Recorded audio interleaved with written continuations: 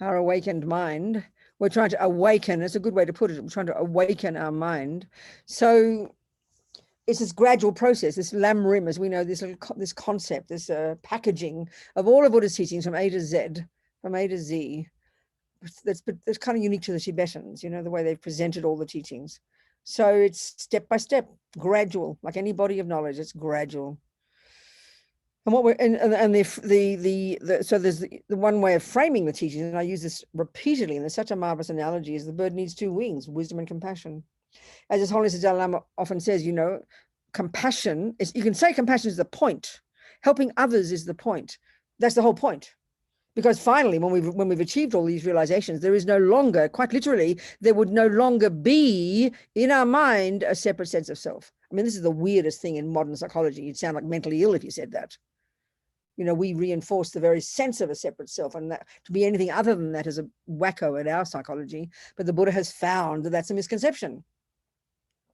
So when we removed all the misconceptions from the mind, and we really do feel that there's no separation between me and other, and all we can do is imagine that, then what that means effectively is infinite wisdom, infinite love, infinite compassion, infinite empathy. No, compassion, love, and empathy, but that's not enough. You've got to have wisdom. So the wisdom wing is all the work you do on yourself, all the nuts and bolts of understanding karma, understanding who you are, where you come from, understanding that you're the creator of yourself, that there's nobody out there who's running the show. I mean, it sounds very rude, but there's no such concept in Buddhism. He would suggest that that's a mistake. He says that we all run ourselves, and we don't realize it. That's the tragedy. We don't realize it. We think the whole world out there is the cause of our happiness and suffering, whereas we ourselves are the cause of our happiness and suffering. So getting that clear with karma, then unpacking and unraveling our own mind, and doing this really, the job specifically using Buddha's very unique approach to the mind, that there are these deluded, neurotic, I-based, fear-based states of mind that are the source of our pain and suffering, that cause us to live in la-la land and cause us to harm others, and therefore causes us future suffering. And then there are the states of mind that are valid and reasonable and appropriate, and the job is to get rid of the first lot and to develop to perfection the second lot. Essentially, that's the job of being a Buddhist. So learning the nuts and bolts of that job, being your own therapist, as Lamia, she puts it, in the middle part of the practice, that's the wisdom wing.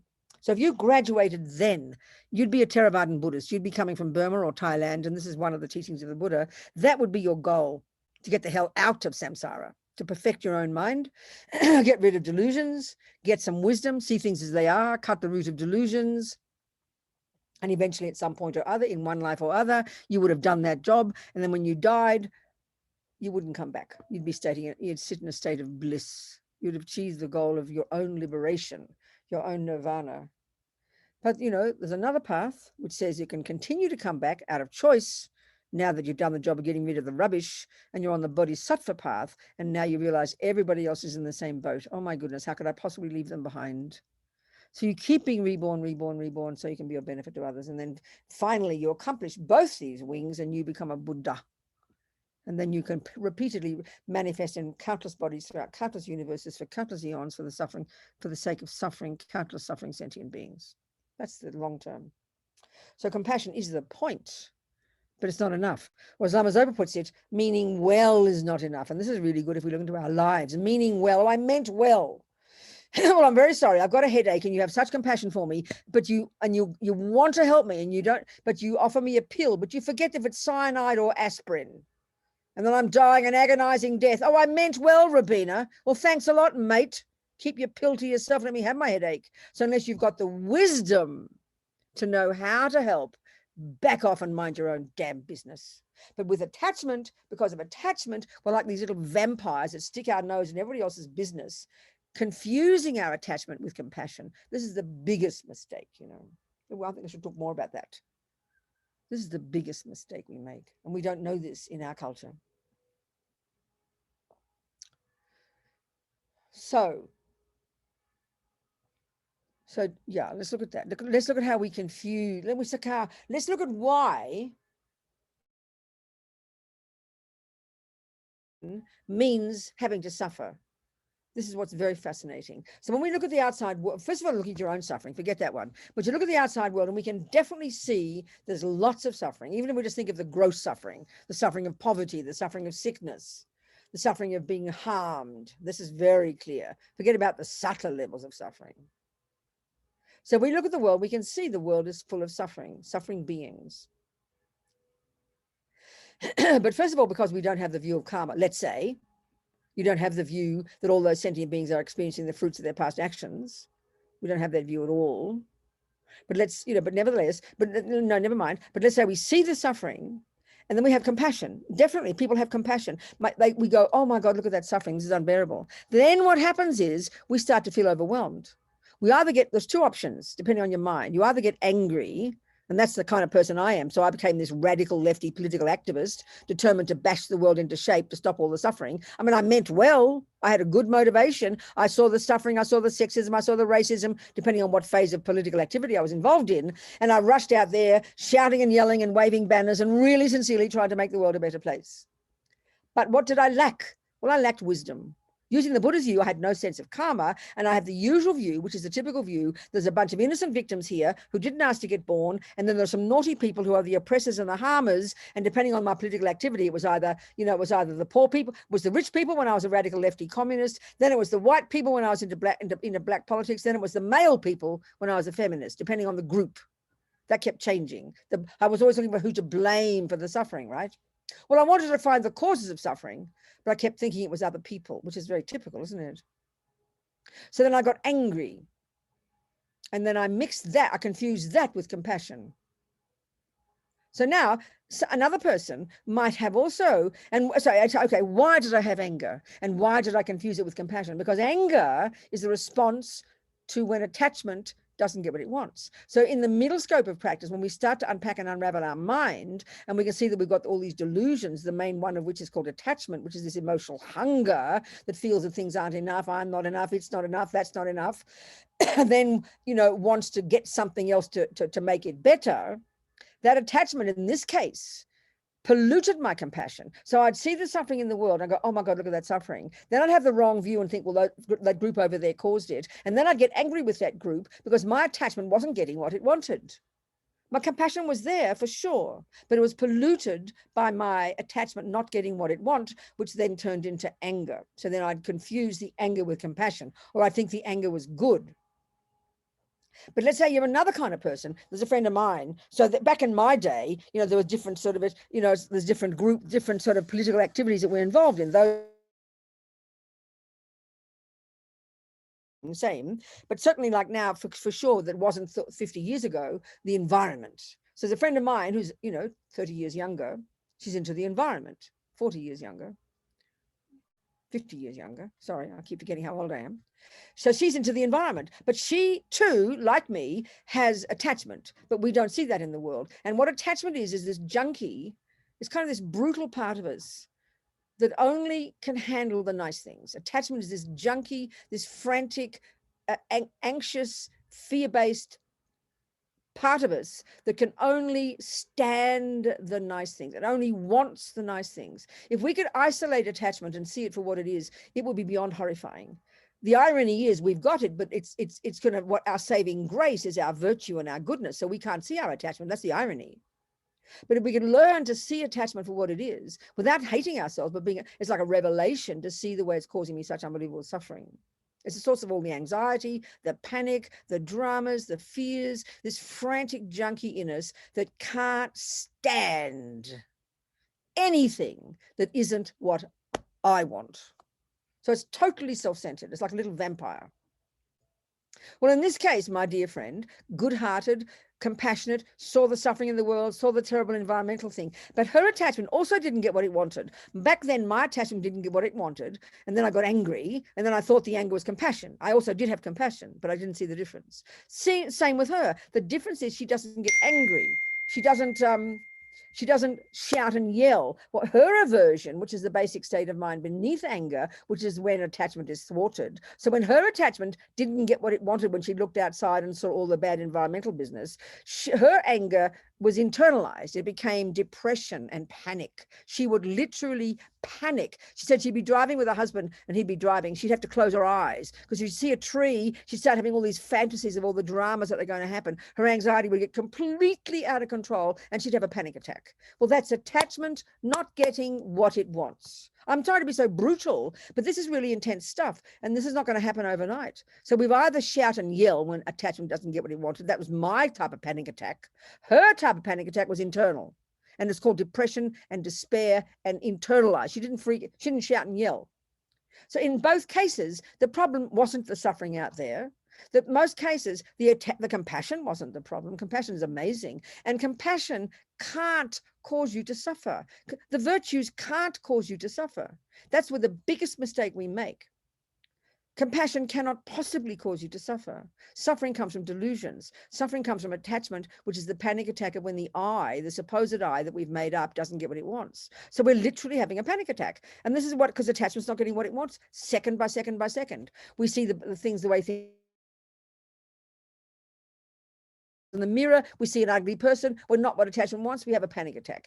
People look at us the wrong way, we have a panic attack. Things don't go right, we have a panic attack. That's called attachment. Attachment is a panic attack. And depending on how you respond, it'll be aversion, internalized, you kill yourself, or you shout and yell and you'll kill other people. That's anger. So attachment and anger, simplest words, it seems almost so corny. You don't go to your therapist and say, oh, I've got some attachment. She'll tell you to go home and wait and you want to kill yourself. Because we only deal with the dramas in our therapy, you know. But Buddhists are saying we're all mentally ill, but at a much subtler level. And attachment and aversion, attachment and aversion. It sounds so simple. It's primordial, you know. So virtues is one thing. Compassion is in the virtue heading. Attachment is in the non-virtue heading. We don't have this analysis in modern psychology. It sounds kind of rude and sounds awful and sounds judgmental, you know. But we have to see the difference. And there's a specific difference that Buddha gives. And these are both concepts. Compassion is a concept. It's the thought, oh my God, look at that suffering.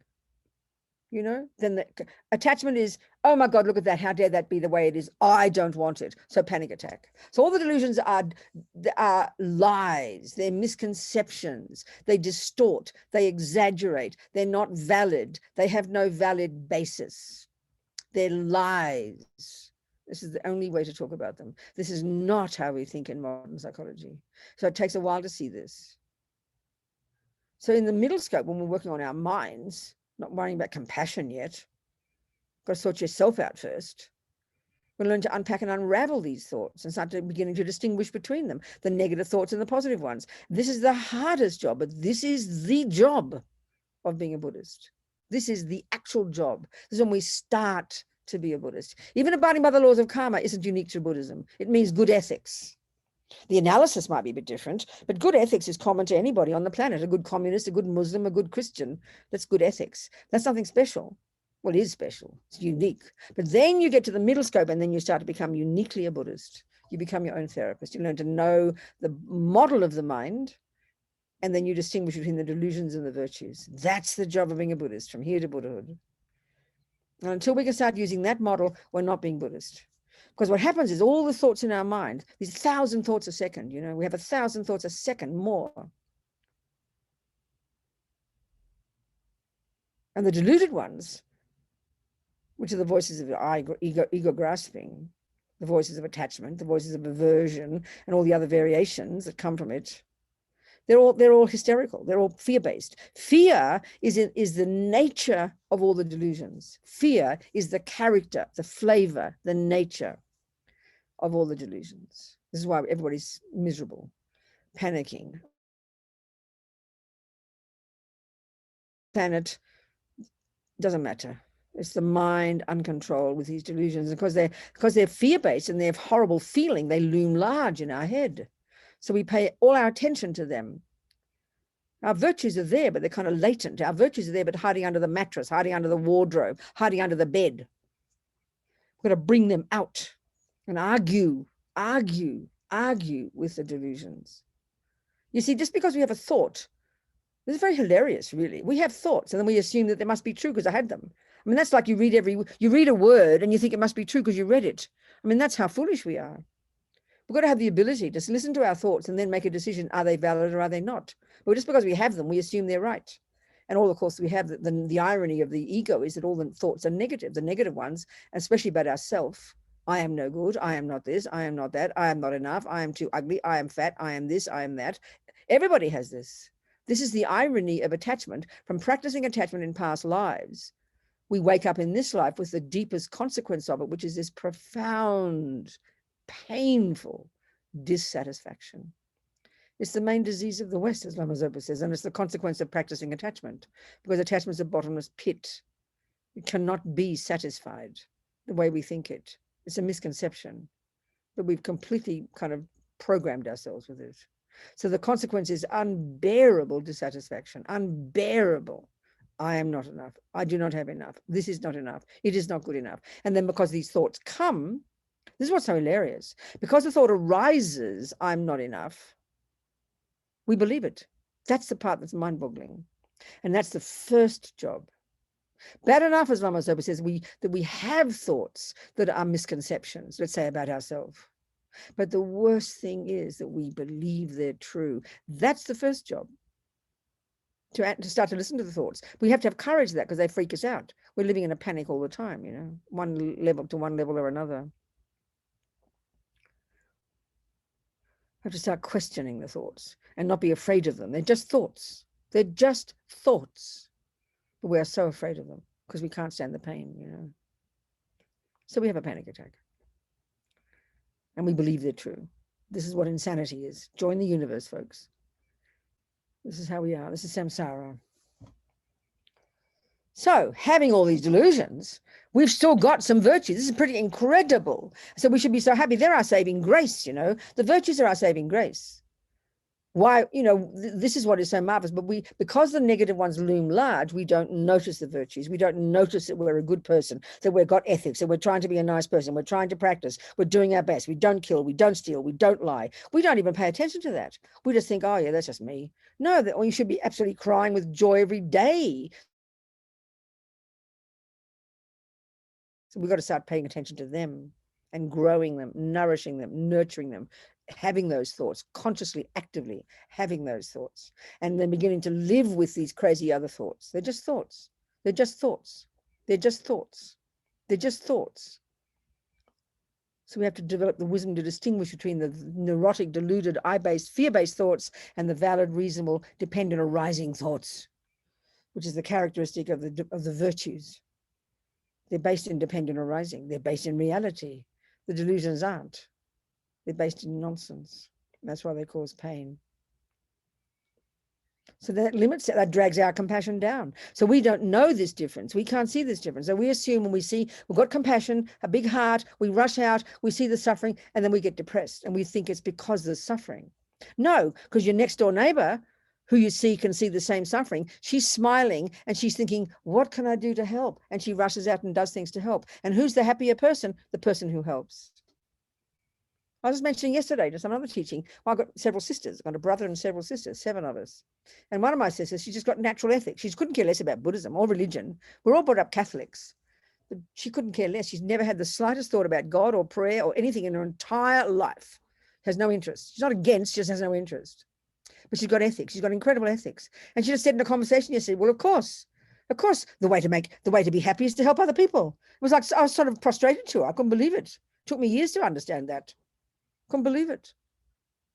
But there are some people like that. So that's because their virtues, they've got the delusions, but they don't give so much power to them. And so they have more virtue and they're nourishing their virtue. So when 2 people see suffering, one person gets depressed or one person gets angry or one person thinks, what can I do to help? That's the one we're trying to cultivate here. And that's what brings happiness for ourselves. Don't be ashamed of that. It's brilliant. And then you can be a happy person for others. So it's not suffering that causes us suffering. It's not compassion that causes us suffering. It's not other people's suffering that causes us suffering. It's our delusions, our attachment, our fears, our anxiety, our panic, our anger, our depression. It should be a revelation to hear that, because then we can start to not believe them and start to actively grow the virtuous ones. What can I do to help? Because that's the extra component of compassion.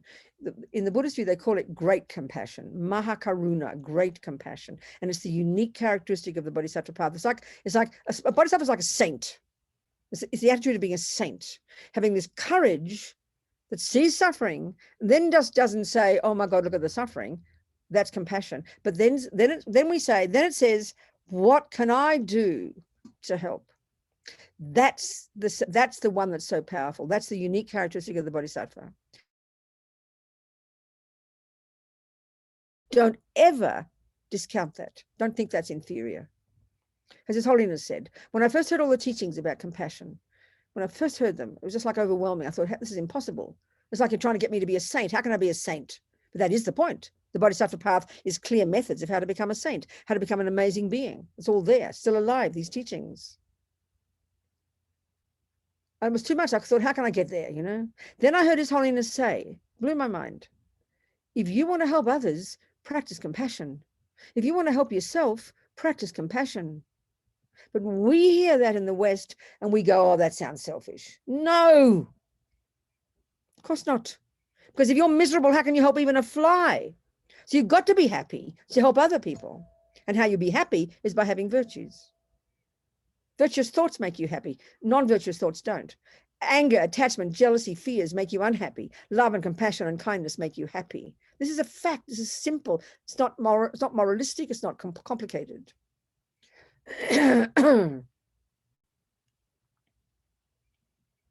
So when we see suffering, I mean, it's so tragic these days with especially all the people working in hospitals and all the people on the front line, as they say, and this drama of all the pandemic the last year and a half or however long it is, you know, it's much longer than that. No, however, but, you know, many people are so tragic who are working in this unbearable suffering, constantly seeing people dying and sick and unable to bear it all. They kill themselves. I mean, this is just the worst tragedy. Because we don't know how to process what's going on inside our minds. We don't have methods, you know, and we assume we're depressed because the suffering is unbearable. See, this is what I find very fascinating. This is a really interesting point. Let's just use the analogy of, instead of a bodhisattva, which is a person helping other people in all sorts of ways and having wisdom, let's just use the analogy of a person who's a doctor or a nurse, a healer, whatever kind. Let's say a doctor. So there's one person with compassion and doesn't have any skills, doesn't have any wisdom, doesn't know how to heal. There's another person who's got compassion and who's learned how to be a doctor. Listen to my point.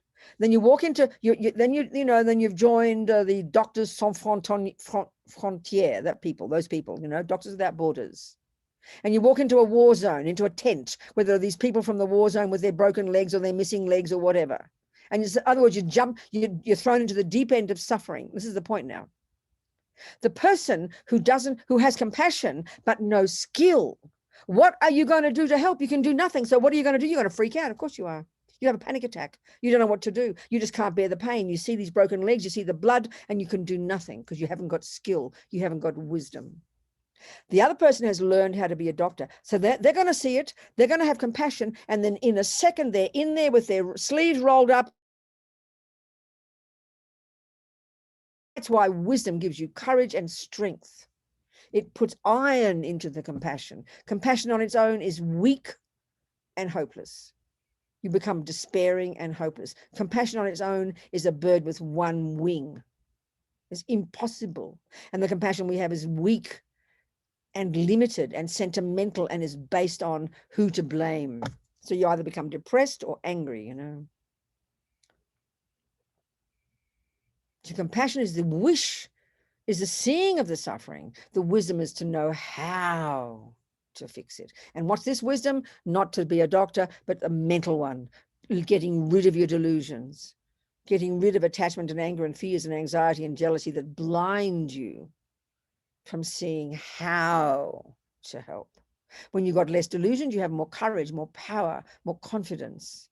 Because you understand now suffering, because you understand your own suffering. You understand the causes of your own suffering. Now you understand why these people are suffering. The same as you. We're all in the same boat. Oh my God, what can I do to help? And then you have the courage, no matter how bad the suffering is, you do what you can, one person at a time, and you don't give up. The key characteristic of the Bodhisattva is to never give up. Never give up. Because why? Because there are means to stop suffering. They do exist, and you know that, and you're using them, and you can help others no matter how long it takes. So the bodhisattvas think in terms of eons. And you can't get that's not just from compassion, that's from wisdom. Compassion mixed with the iron, the clarity of wisdom. And you get wisdom by getting rid of the delusions. That's the inner job. That's the first one. That's the wisdom wing. So you can't just, leap into the compassion wing. Not possible. Impossible. Very simple. It'll destroy you. So we suffer because of delusions, not because of other people suffering. We suffer, but not because people don't like us. It's because we don't like ourselves. We suffer because we think we're not enough. We suffer because we are not satisfied with ourselves. That's why we suffer. That's why it's so powerful to hear the extreme examples. Even my friends in prison, always in these garbage dump situations where you would not choose to live, very clear, locked up in these garbage dumps, seen as an animal, treated like an animal. Like my friend, my friend Sunny in Ireland. I always quote her. I read about her years ago. Now I know her. I help her. I've got a bodhicitta trust, and we support projects. And Sunny was in the 70s in Florida, a hippie American, hitching with a husband and a couple of kids, and they get picked up by two guys, and then the guys got stopped by the police, and the guys killed the police and blamed the hippies. So they're on death row in Florida. Like treated like animals. She's in a cell for years on her own with a Bible. She's this Jewish girl, and she nearly, of course, you'd go mad. You're innocent. Her children were given to her family, so she felt at least they had the grandparents to take care of them. Well, the grandparents got killed in a car accident, so the children were chucked into the system. The husband got executed. At some point, he got executed. They're innocent, and his head burst into flames. I mean, this country is so bizarre, I tell you. She went to the execution. His head burst into flames. So you can't imagine nightmare after nightmare after nightmare. But she decided, she said, she wasn't a Buddhist. She's not a Buddhist. She did yoga and things. Just had clarity. She said, finally, I realized I couldn't change anything. But they couldn't take my mind from me. She said, I knew I had a choice. I knew I could choose to think differently. So there she is in her cell on her own, 23 hours a day, learning to discipline her mind, learning to know that she could change her mind, change her thoughts, that nothing could take that away from her. That was the one thing. So she said, I decided I'm not a prisoner. I'm a monk. I'm not in a cell. I'm in a cave, So she reinterpreted her life. She changed her thoughts. She realized they were just thoughts. The anger, the rage, the despair were thoughts. This is too shocking for us, So she spent 17 years, got out finally. Now she's in Ireland, married to an Irish fellow who was also accused of murder by the British. And then he got out, and now they're helping people. They're old now, helping people, other people come out of prison. That's incredible. She changed her mind. She changed her mind, She realized she could change her mind. And that's what's that's rare in our culture. It's rare to know you can change your thoughts. We don't believe their thoughts. We think they're true. That's why we go mad, So incredible. Such emotional intelligence, such unbelievable courage, And this is because she has no interest in karma. She doesn't talk about karma. She hasn't got that view. She's got some ability in her mind. Incredible.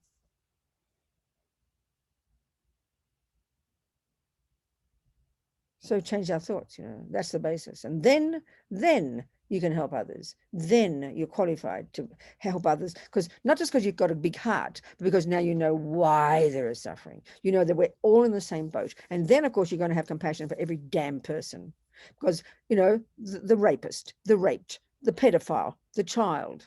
You've got to have compassion for all. Why? Because we've gone life after life after life after life. 1 minute the pedophile, next minute the victim, next minute the victim, next minute the pedophile.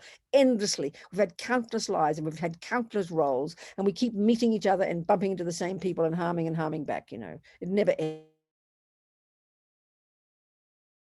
This view of karma. You can't leave anybody out. Everyone's in the same boat. And they say the bodhisattvas, the greatest compassion they have for us, forget about having, because we're ignorant of true existence, because we're ignorant of the way things exist ultimately. Forget about the ignorance of not realizing emptiness, but the ignorance of not understanding karma is the main basis of the unbelievable suffering of sentient beings. Looking out there frantically, where's the suffering? Where's the cause? Who's doing it to me? What can I change? Where is it? Out there? No, it's in here. Having this wisdom is the basis for your ability to help others. Compassion is the wish to help others, but it's not compassion that makes you help others. It's wisdom, like the two people. Both got compassion for sick people. One has the wisdom to know how to help. The other one doesn't know, so what do? They panic. That's how we mostly are. We just don't think there's a method. And that's why we can't, because attachment is this junkie that only can cope with the nice things. It only wants the nice things. So we're surrounded by all this suffering. Of course, you're going to get depressed or angry and despair. So what do you do when you see suffering? We're on the bodhisattva path. We can't fix it yet. But you think, there's the suffering. You know why it's there. And you think, I'm going to keep working on myself so I'll be able to help them. You never give up, You never give up. So you don't become fearful. You become bodhisattvas become more courageous the more suffering they see. Suffering is grist for their mill, gives them the courage and increases their compassion and increases their wish to continue to develop more wisdom so you're qualified to help others, no matter how long it takes. That's the bodhisattva attitude. So we have to understand compassion, have to understand wisdom, have to understand attachment, because that's the source of our pain,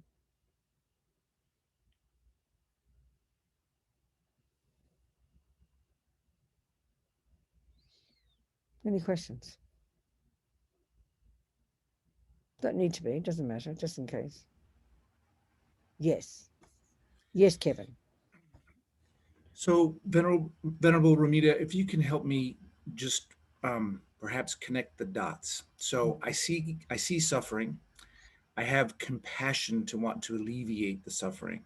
And so I wish. First of all, Kevin, you've got compassion, which goes, oh my God, look at that suffering. But then you've got the great compassion, which is the next thought, what can I do to help? It's 2 levels. It's important. Amazing. Go on. So when I think then about tying that in and connecting it with wisdom, yeah, that's the insight to act in a way that is that person in front of you, there's an ant and they've broken their leg and they're suffering. And you think, oh my God, look at that suffering. Then you think, what can I do? Now, this is the point, Kevin, 99% of the time, there's nothing you can do. You can't give its leg back. You can't make that person stop having COVID-19. You can't bring that person back to life. You can't bring the building in Florida suddenly put it up again. So this is where the despair happens, because many of the times there is nothing much we can do. So then you go, what am I going to do? I'm going to keep on working on myself and do what I can and learn. Keep on working on myself so I do develop the wisdom to know what to do. And that's why I want to become a Buddha long term. But you do what you can each moment. So if I take so if there's 99% of the time I can't do anything. Well, you can't do anything to make that, but if you can go to Iraq tomorrow to solve the problems, I'll pay your airfare, no problem. So we see the compassion in Iraq or wherever it might be. And then we go, oh my God, look at that suffering. And then we think, what can I do? And then we think, of course, there's not much I can do. If you can go to Israel tomorrow and fix it. I mean, this is the way, because the karma, but when you understand karma, Kevin, you know why it's happening. And you realize that you can't just make it all go away, which is what attachment wants. You've got to hear which part of your mind is talking. Is it compassion? Or is it attachment? Now, attachment is the junkie that wishes, I wish it would all go away. So then we know we can't help, so we have a panic attack. Whereas if you don't have attachment and don't buy into that, you see it for what it is, you go, oh my God, look at these people in Israel, that little piece of land in the Middle East, they could jog across it, it's so damn small. But look at the dramas between the Palestinians and the Israelis, never ending. So when you know why it is happening, and that's what we miss in our culture, we don't have an explanation. So when you know why it is happening, because of these unbearable suffering of these countless lives together, these people with their karma, and you realize it's their thing, they're causing it, they're in the midst of this nightmare, you know it is karma. So first of all, even before you do anything, you go, wow, thank you for showing me how not to be. And you remember yourself due to karma. And then you see their crazy minds, the delusions, the violence, the anger, attachment. And then you get the learning from that. And that's the wisdom wing for you. And then you go, well, is there something I can do besides keeping working on myself, which is the bodhisattva aspiration? If there is something, I will do it. Meanwhile, do what I can now here with what's in front of me. Then you stay stable and reasonable. But the knowing why it is happening is the thing that's missing, because we have a panic. Mostly we suffer in the world because we go, why is it happening? We don't have an answer. If you have the view of karma, it steadies you and calms you, because then you have compassion, because you realize they're so ignorant and don't realize they have caused this themselves, and they continue to cause more suffering for themselves. So the bottom line is, finally, what can I do? Keep working on myself, keep becoming a Buddha, then I will be qualified, and I'll get more qualified up. With great gratitude, I thank you for that clarification. Okay. Thank you very much, Kevin. Okay, what else, people? Anything else? Anything else? Virginia, yes. And I Ellie, have a Virginia. question. Who is that? Who's talking? Which one? Kathleen. Oh, there's Kathleen as well. So there's three of you, Virginia, Elise, and Kathleen. So you talk first, Kathleen. Thank you for your teachings.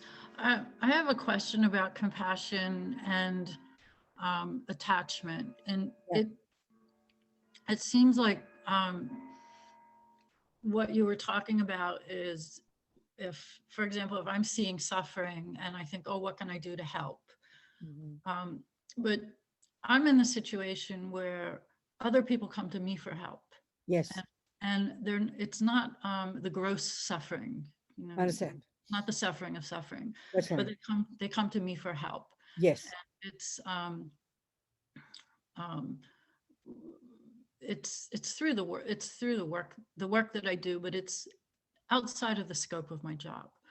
And I I'm going to go out on a limb here, but I feel like, and again, it's not the suffering of suffering, but I feel like I'm just feeding their attachment.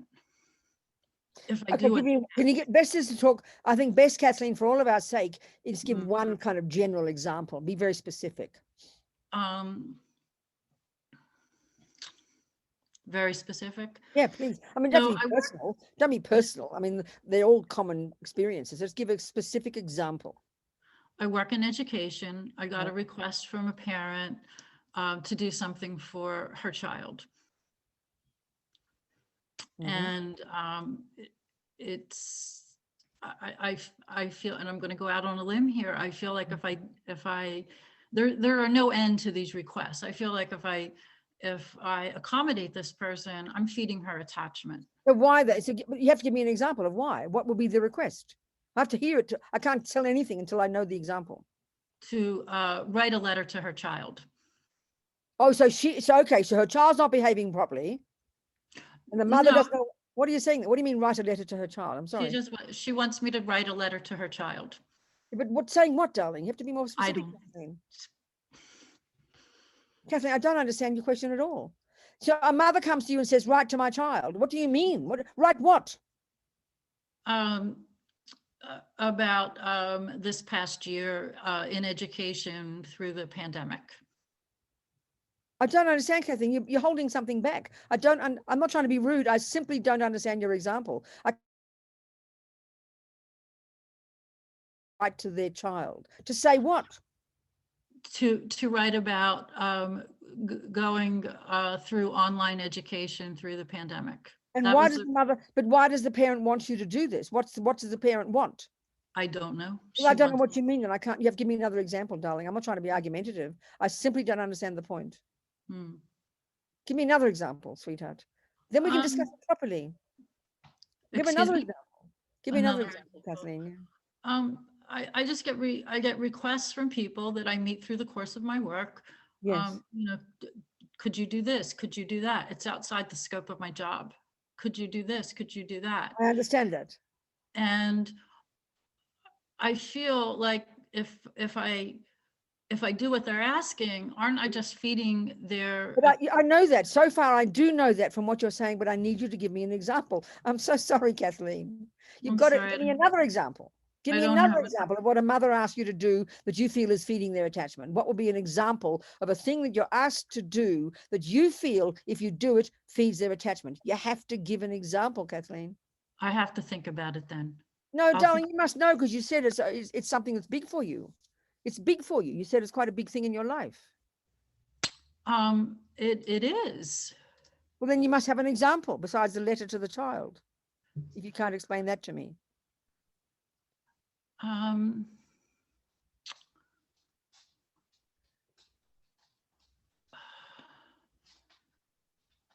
I'll have to think about it. Okay, so then let's just take another tack then.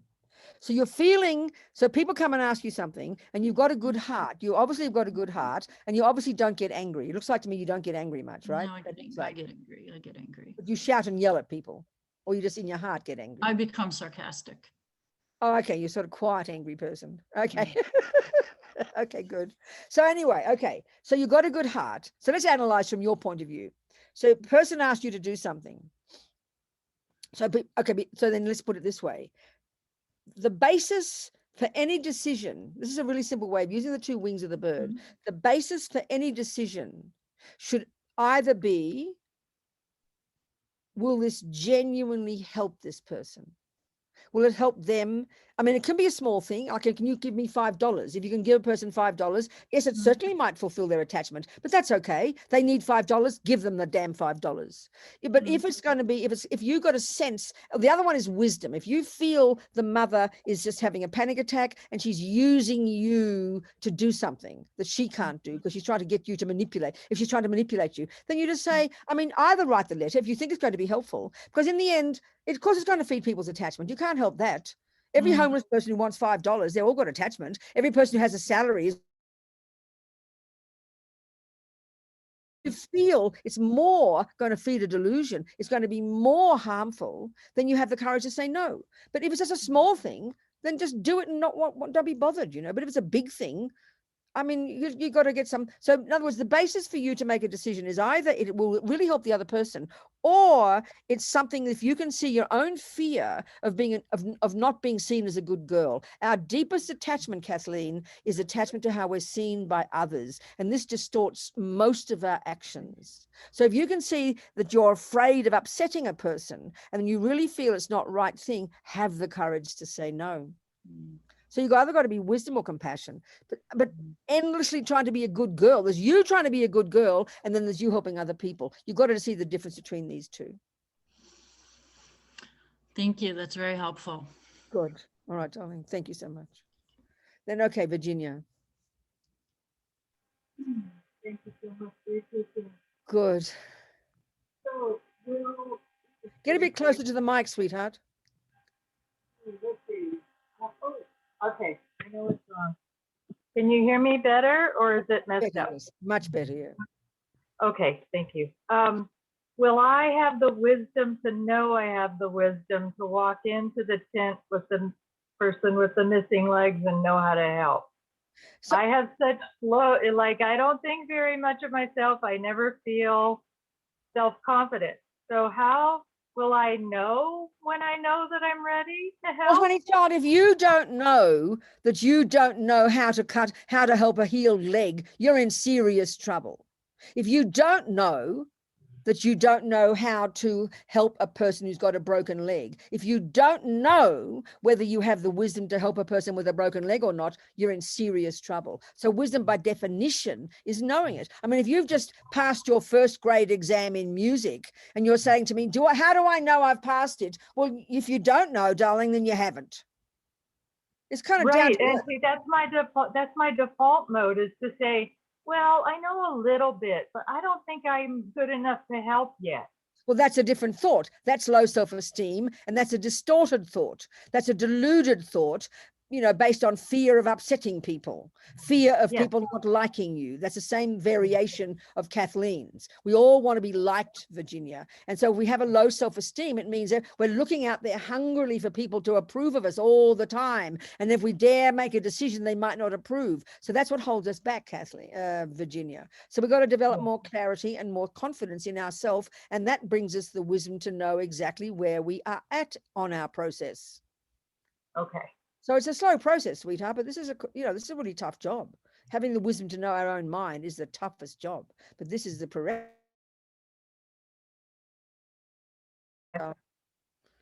So you got to learn to distinguish between the thoughts that are negative and deluded and the thoughts that are positive and valid and reasonable. And that's what we don't have that view in our world at all. It's quite distinct. It's quite specific. Do you understand? Yes, I just have to let it sink in and That's right, darling. incorporate Just that. every day, keep practicing. Every day, Virginia. Thank you. Thank you, darling. So who was there? Somebody else. She's gone. Lisa. There she, Elise. There you go, sweetheart.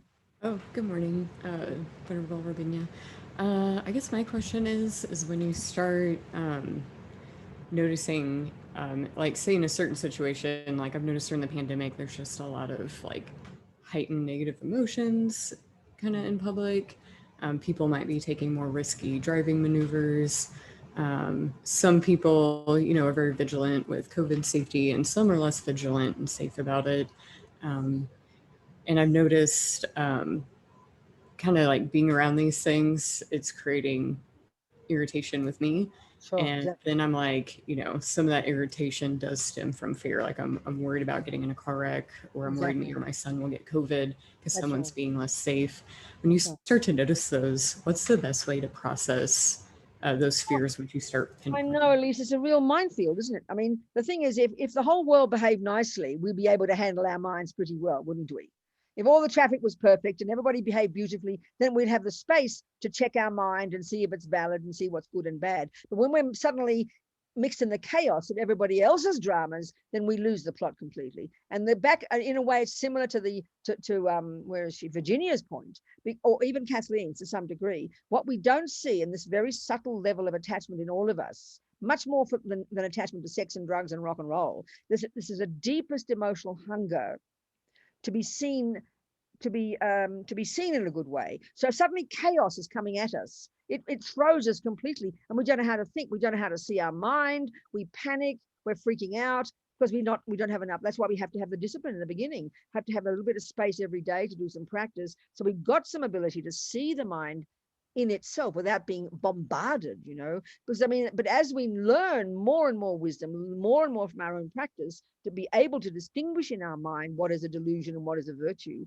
then when we're in the midst of the dramas, we begin to bring to bear that skill to stay stable and keep our mind stable. So in other words, if you're on the freeway and the traffic is like a nightmare, I mean, because we're so worried about what will happen and worried about what we will think and worried about the car behind us, we lose all common sense. So we've got to keep that inner stability, and that we can only do by doing practice every day. We can't get it otherwise because we're so thrown by the outside world. Whatever the scenario might be,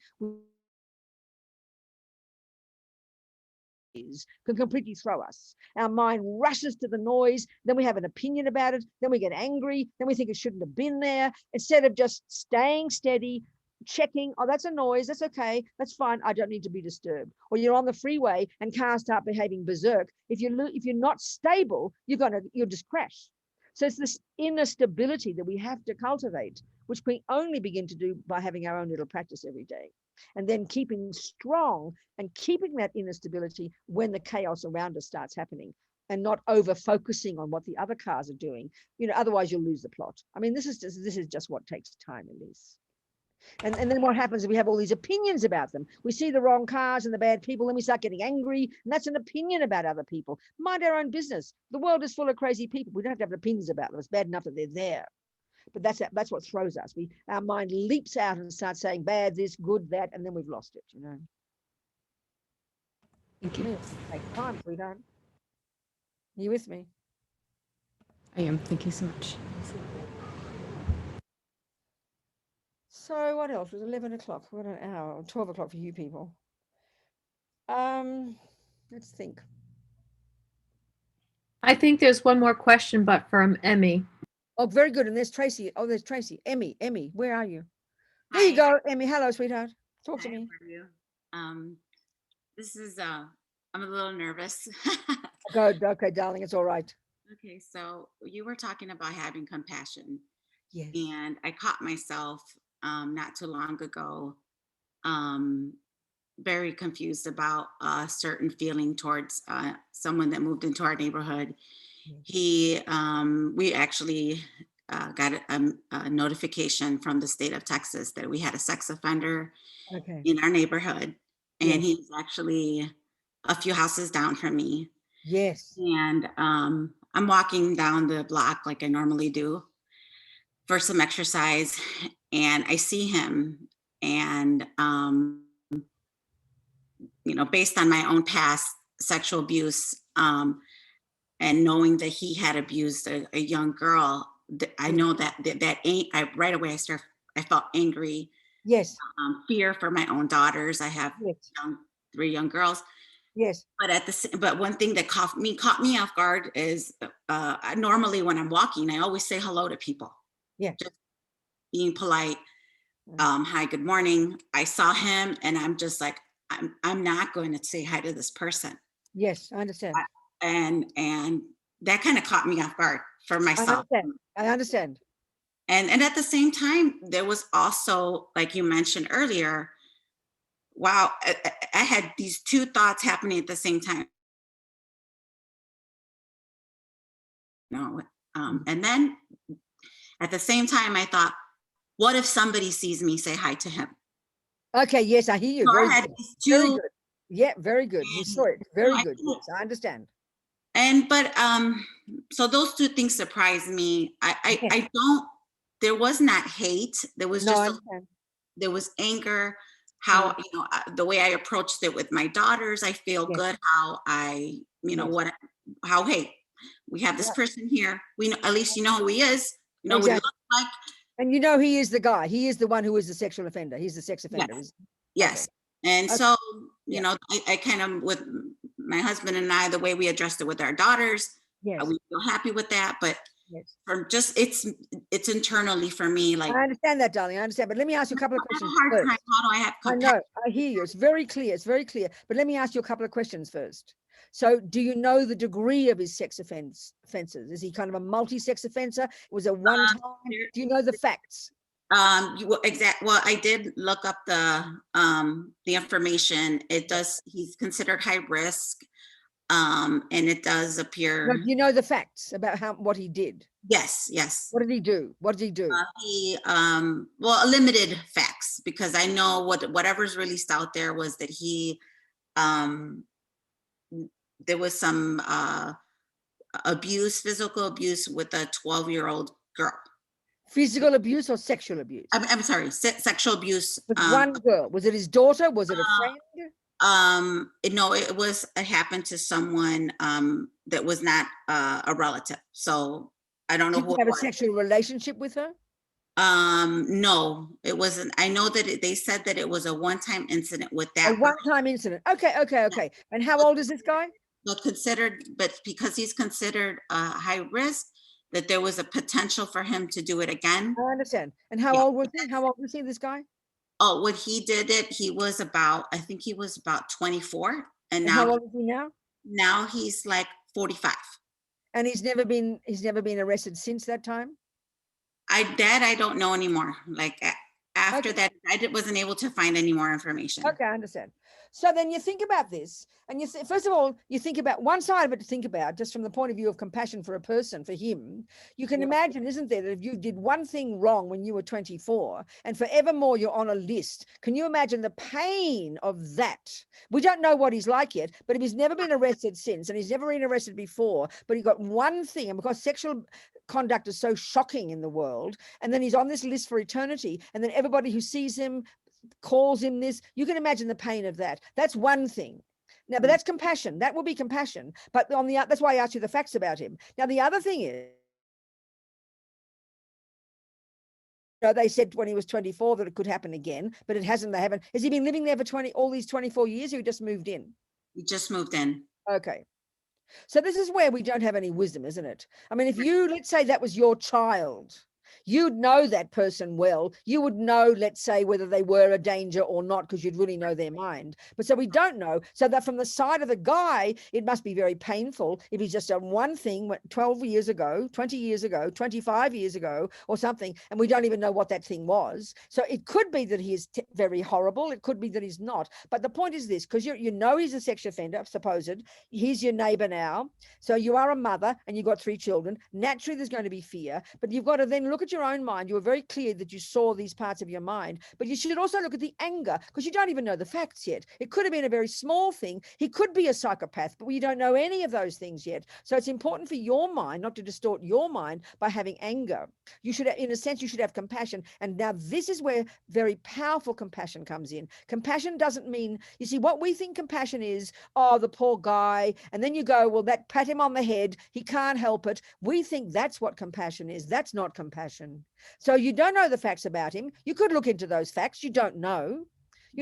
But or you don't, if you've got 3 daughters, then you simply recognize that it's probably sensible not to say hello to him if he is dangerous, if he could be dangerous, but you don't know he's dangerous. So most of it's just speculation because you don't know the facts. So, unless you're prepared to get to know him because he's your neighbor and you can make your own decisions about him, you just leave him alone and treat him like everybody else, like a pariah, or you can decide maybe there's something reasonable. Maybe this guy's not so bad after all, but you've got to have your facts. We can't just base it on good feelings or gooey feelings. So it's not easy, but at least you're seeing your mind. But if he is your neighbor, and if you guys are all very close, your neighbors are all usually close to each other, you all kind of know each other and say hello. And Yeah. so you've got to decide whether you want to make a friend of him. It's up to you. I mean, if it's one action 20 years ago, I don't know, he could be the nicest guy on the planet, and forevermore he's painted by this one action, which is what happened. And that's what's heartbreaking, how we label people, isn't it? So you've got to be careful, though. You've got to be skillful. Have you got a husband? Yes. Yeah, no, you've got to decide whether you think you want to make him. I mean, what does he do with his life? Has he got a job? What does he do? Yeah, I don't know about the neighbor. So then part of the thing is to get your facts clear. That's why I start to ask you questions. He might be completely a kind guy who got caught one time doing something. I mean, you just don't know until you know the facts, and especially until you know his mind. He might be the nicest guy in the world. I mean, people, even if people do many things harmful, it doesn't mean they haven't got good qualities. But because we're so scared of that label, sex offender, it's such a shocking label for us. So it can just throw you. So use your common sense, be reasonable, do some checking. I mean, and everybody else knows he's a sex offender, so you're worried about what other people think. It's a very difficult thing, isn't it? It's a very difficult thing. Yeah, that's right. It's a minefield. Thank you. I wonder about. Huh? Who's asking? I'm so sorry. I'm hoping that I missed part of it, but essentially she needs to protect her children. They're the number one priority. Are you asking me the question, or are you suggesting that's a good idea? I mean, are you asking me a question, absolutely, darling, or are you suggesting something? Which one? Is it asking me? I'm making a statement, but then I'm getting to a question. Oh, okay, good. What's the question, darling? So first and foremost, your responsibility is to protect your children, whether or not you get to know this person, because, No, but I need the question. pedophiles, I'd like your question, pedophiles please. are the nicest people in the world. No, So I'd like your question, are darling. I'd like your question. Are you saying that to get to know this person, that is, you're suggesting don't make a judgment until. I didn't say she should. Can you elaborate a little bit more on? No, I didn't say. No, darling, I didn't say she should do that. I didn't say she should do that. I was talking many different points of view. I was speaking from the point of view of this person. Mainly, my main advice to Emma was to get facts, to be clear about the facts. That's my main point, to be clear about, because if we base out half the time, because of the label sex offender, that's why I asked her what was he accused of. He could have been a guy who raped people for 27 years, but it was one event. So I'm not saying become his friend. I'm not saying not become his friend. I'm saying don't base our decisions on fear and panic. Base our decisions on facts. That's what I'm suggesting. What do you think? You think you agree with? I agree. I appreciate you elaborating. Good. Yes. Thank you. Because it is a minefield. It is a minefield. And I mean, So it's, if you're going to act, use wisdom. But it's a difficult one, Emmy, because let's say he is a nice guy. I'm not saying he is. Let's say he is a nice guy, and you can get to see he's a nice guy. You'll become the pariah of the neighborhood as well, because everybody acts out of fear. Everybody acts out of such fear, and it's not an easy one. So you've got to use your wisdom to know how to be. Maybe just let the guy be. You don't have to be his friend, you know. It might be that's the best. And of course, your daughters, you've got to be very careful. But of course, that you notice in your mind, which is very wise of you, you noticed your fear of other people, what they were thinking of you. Do you understand? So it's a difficult one living in a neighborhood like this with that kind of thing. That's not an easy thing, I tell you. Yeah. Get your facts clear, Emmy. That's the key one. Don't use emotion. That's my real advice. Thank you. You understand, darling? Yeah. What else, people? Yeah, Kavita. I hate to ask you to speculate, but do you mind speculating on what a full-fledged bodhisattva would do in that situation? Like a fully It's accomplished. simple. You have wisdom. You'd have the wisdom to know the person's mind and to know how to be. You'd have the wisdom, whatever the action would be. I'm not going to say that, but you would have wisdom. That's why wisdom is absolutely vital. So wisdom also means you'd have the ability to weigh up all the options. You'd have the ability to see the dependent arising. You'd have the ability to understand the scenario in the neighborhood, in the street. You'd have the ability to know this person's mind. You'd have the ability to make the decision that would be best for him and for everybody else. And that could be to ignore him. So it's more than just, oh, what would a bodhisattva do? It's too fundamentalist. They would have the wisdom to see the scenario, to see the situation. And if it meant becoming his friend, that bodhisattva wouldn't mind what other people thought. They'd have the courage to do what's most beneficial. That's the real one. So whatever it is that MA does, that's why I'm suggesting first base it on wisdom, but don't think you have to become his friend. You know, that's often how sentimental compassion is, you know. Oh, I'm going to become his friend. I'm going to show that I don't care what he did. And then in the end, you make a mess because there's no wisdom at all, you know. So wisdom means you see the person's mind, you see the karma he's got, and you see the scenario that would be the most skillful for everybody's sake. And it would have nothing to do with what people think of you. I mean, there's lovely stories, you know, there's stories, the bodhisattvas think in really long term. I mean, they think in terms of eons. This is where it's very hard for our mind. And I love this story. I know when my mother first met Lama Yeshe, she had a meeting. I went to Melbourne. I was with the Lamas years ago. I mean, my mother died in 81, so it has to be years ago. And I wanted my mother to meet Lama because my mother had decided to have a party to raise money for Courtin Monastery. You know, invite all her friends, charge $100, and then so I wanted her to meet Lama. Of course, my mother did it for my sake. So she got to meet Lama, and I wasn't in the meeting. My mother's the type of person, she was wonderful. She was very proud, but she's very capable. Everybody came to her for their problems. She solved everybody else's problems. She didn't talk about her own problems. And she and I had a pretty intense relationship. She's got 7 children, and we had a fairly volatile relationship, very close connection, I'd say. And so I wasn't at the meeting, but when I came out of it, when I met my mother and got her in the car to go home, she was sort of very agitated. One part of me knew she really was deeply affected by Lama. Another part, she was upset because she kept saying, oh, he kept watching the television while I was talking. So her pride was offended, you know, she was really agitated. And then anyway, and my friend Adele Hulse, who's written the biography of Lama Yeshe, we went to school together, actually, the convent. And she and my mum used to be good friends, and they'd sit and drink sherry together and gossip about their mutual friends. Anyway, my mother would always keep talking about, oh, that Yeshe. I don't like that Yeshe. She'd gone about Yeshe, you know. She didn't mind Zopa.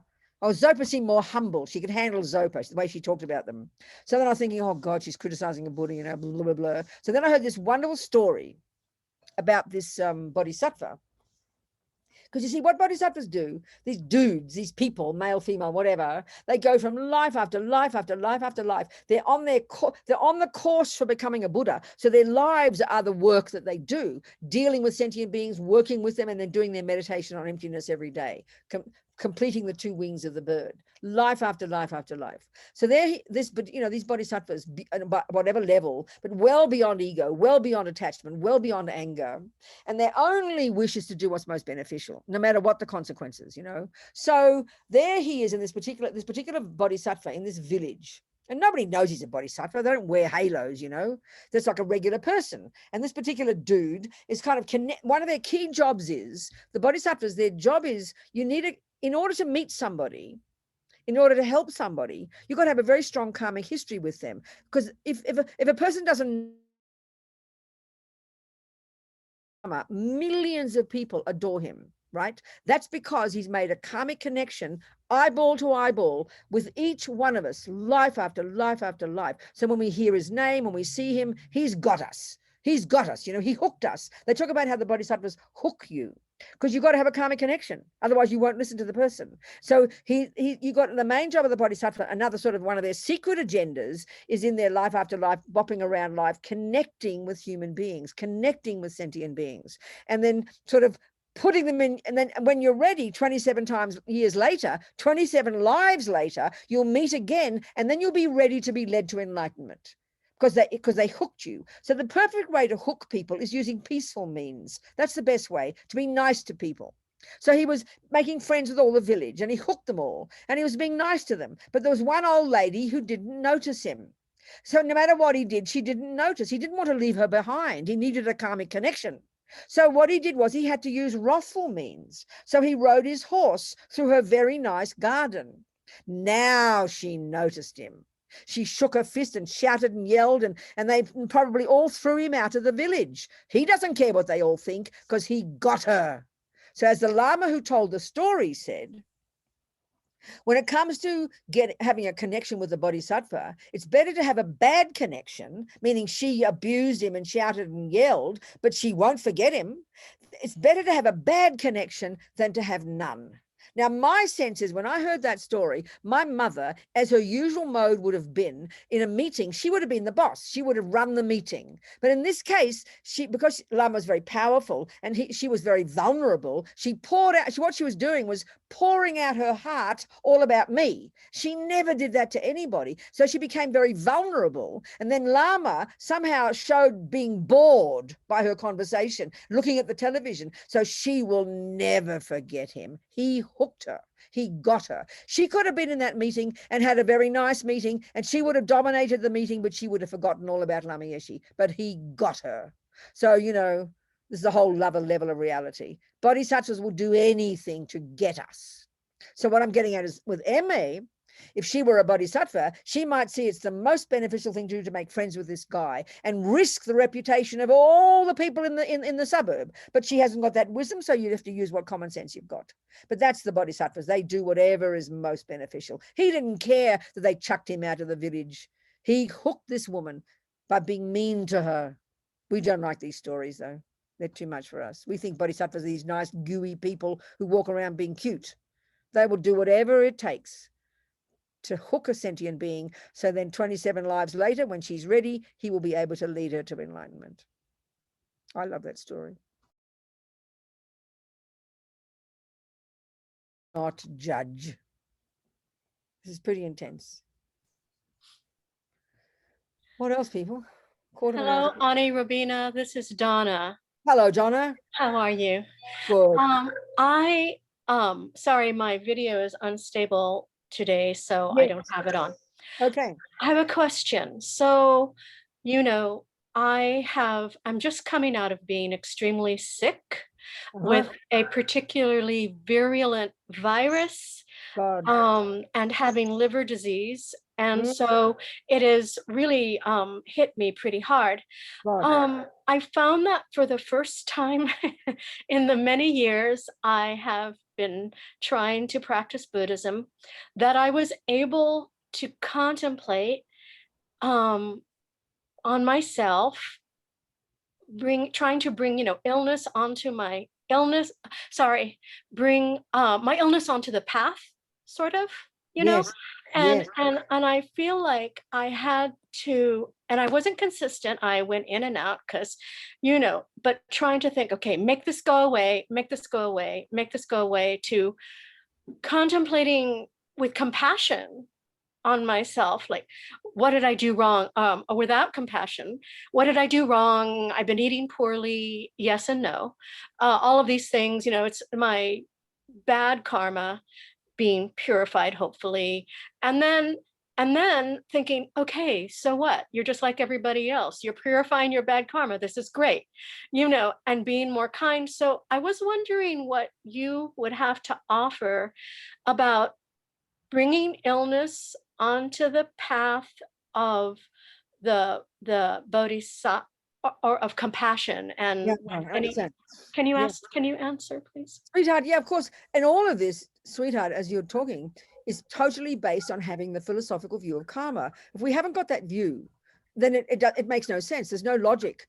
I mean, there's no logic in trying to use suffering. You just, because you think I'm sick and I don't know why and what to do, I don't deserve it. That's the usual view we all tend to have. That's the ego's view. It's natural. But sweetheart, if we do have the view of karma, and if it is serious for us, the more we study karma, the more we try to internalize the view that everything that happens to me, all the happiness and the suffering, are the fruit of my past virtue and happiness. Not just the negativity. You see, we tend to only think about the negative stuff. That's the biggest mistake we make, Donna. So let me, for example, in your life, apart from your sickness, you've got lots of good things in your life. Yes. You've got other good qualities. You've got good friends. You've got support. You've got money, and you've got a house. You've got lots of good things in your life. Yes. Okay, so this is our tragedy, Donna. Until the bad thing happens, we never think about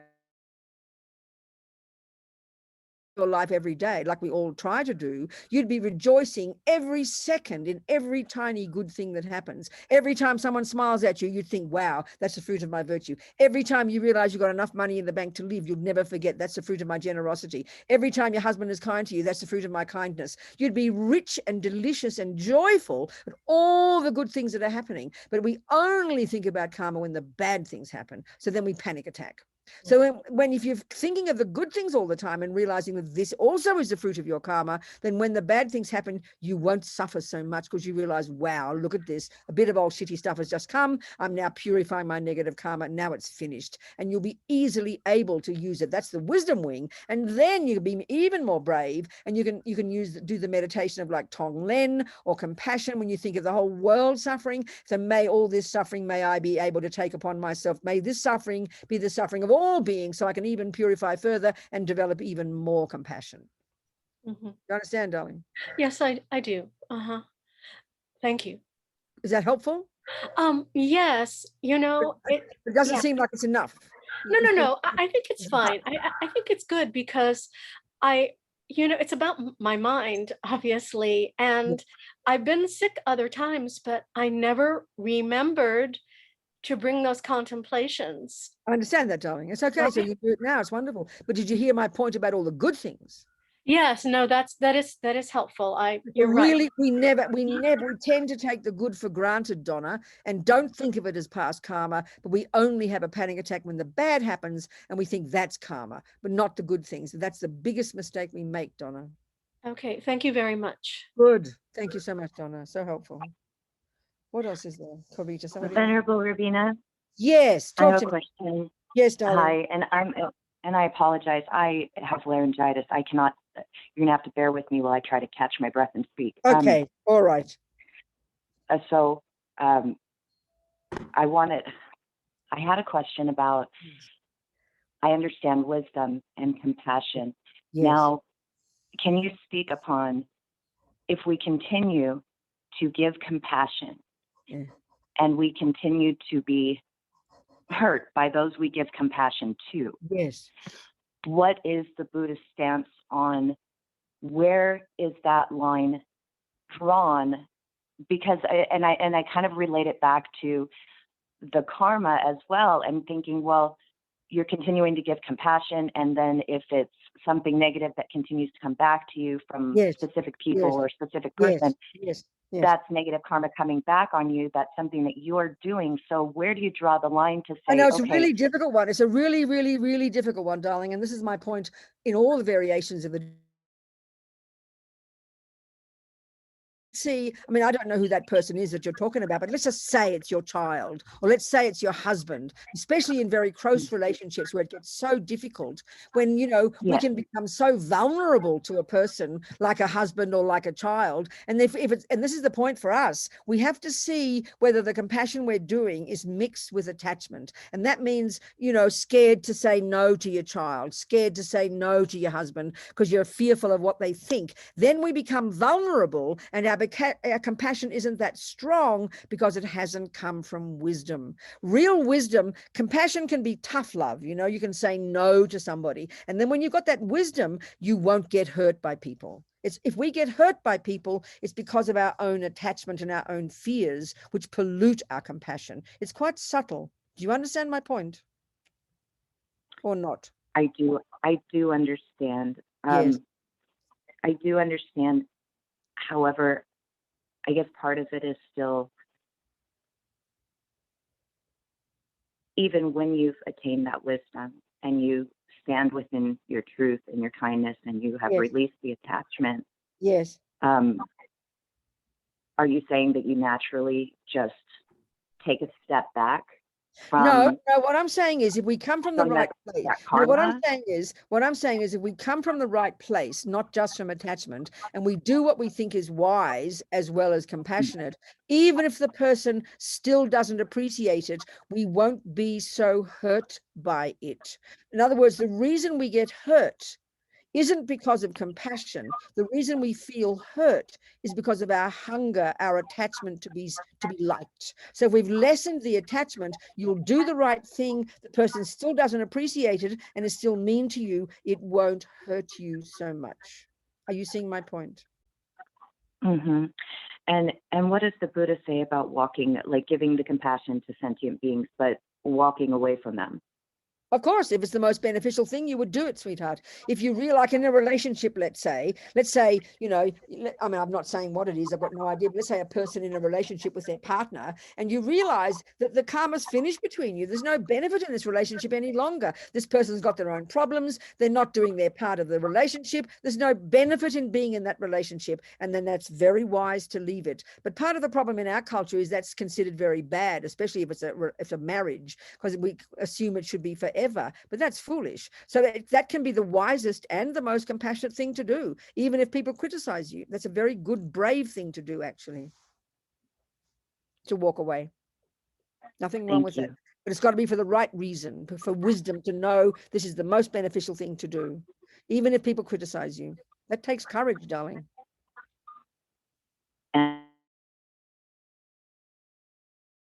Exactly. Thank you so much. It's time to go then, you people. It's time to finish, isn't it?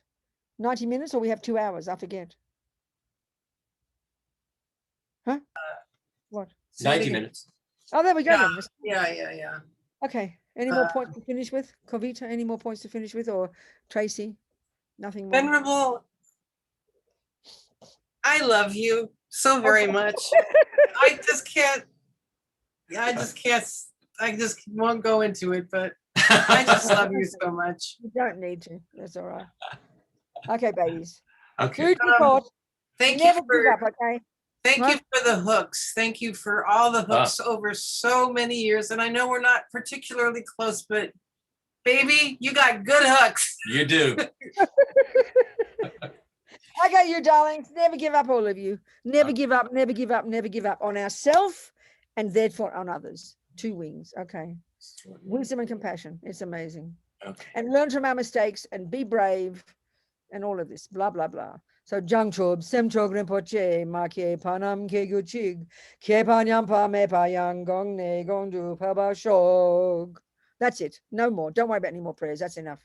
Okay. Goodbye. Enough. Done. Thank you. Okay, bye. Thank you, Bye-bye. Petal. Thank See you you. next Sunday. Bye, everybody. Bye-bye. Thank you, Venerable. Thank you.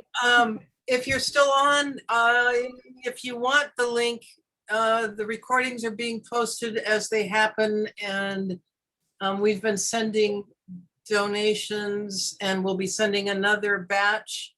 So I'm sorry to be a little behind. You can go to our website, or you can wait for the link. There's a page on our website. I'm going to get it up. And thank you for all of everybody who's been pitching in. And we've sent one donation, and we'll be sending at least one more to Venerable, blah, blah, blah. And then after this series with Venerable Robina, we will continue on Sundays, same I think same time and so forth. Oops, let me get the link. And what else can I say? Thanks for your patience in this matter.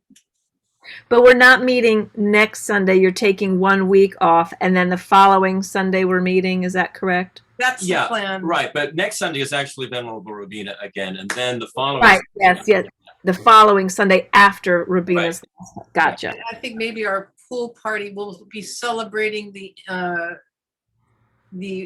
enthronement of Geshe Nima There you as go. the disciplinarian at Draper Wilson. Hey, what a Okay, great so- idea. So there's the link, and but anyway, that's it. Okay. Thank you. Thank you Thanks, all. guys.